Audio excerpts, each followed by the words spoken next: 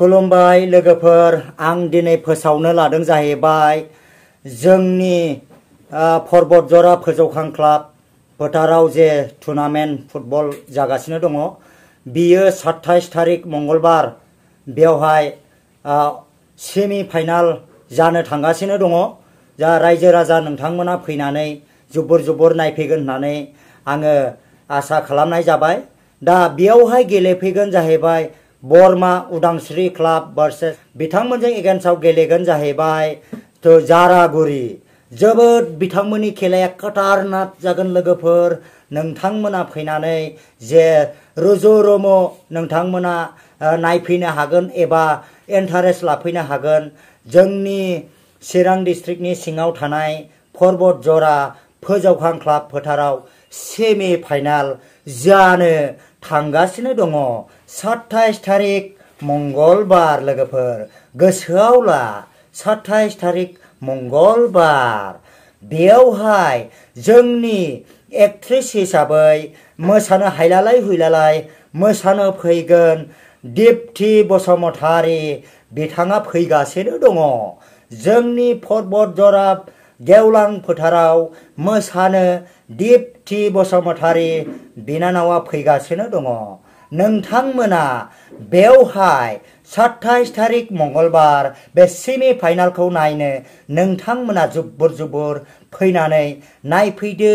नोंथांमोना साननो हागौ बिथां दिप्ति बसुमतारिया जाहैबाय गुवाहाटी सारिआलिनि एक्टिं बानायग्रा जे जाखांफुनाय दिप्ति बसुमतारी महरगिरि। नोंथांमोना बे दिप्ति बसुमतारी महरगिरिखौ फैनानै नायफैनो हागोन। बिथाङा फाव खालामदों जाहैबाय गुवाहाटी सारिआलि होननाय जोबोद हिट जानाय मोनसे गान। नाथाय बै रोजाबग्रा बिथाङा नङा दै, जाय गायक बिथां रोजाबनानै होग्रा बिथाङा नङा, सर्गयारि बिथाङा नङा। बिथांनि मेथाइ रोजाबनायाव महरगिरि फाव खालामनाय दिप्ति बसुमतारी जोबोद मोजां, महरफ्रा नायनो जोबोद मोजां।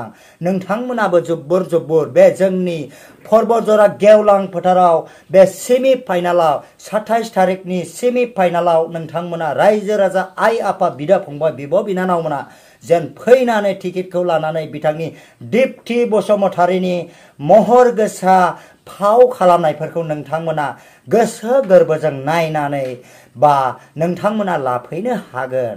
दा बेखौनो खावलायदों आङो, नोंथांमोना बे जाय बिथांमोना सेमि फाइनालाव जोफैगोन खतरनाक अरखि जोंलायनाय बिथांमोना जोनानै जोंनो गोजोनलाय होफैगोन। बरमा उदांस्रि क्लाब बिथांमोना जोनानै जोंनो देखायफैगोन। बेजों एगेन्स्टआव गेलेगोन जाहैबाय जारागुरि FC। नोंथांमोना बयबो मिथिखागौ जारागुरि FC खौ माबायदि जोनानै देखायो। जोबोद मोजां बिथांमोना जोनानै रायजो राजाफोरखौ गोसोखौ गोजोनलाय होलांग्रा जे जारागुरि FC।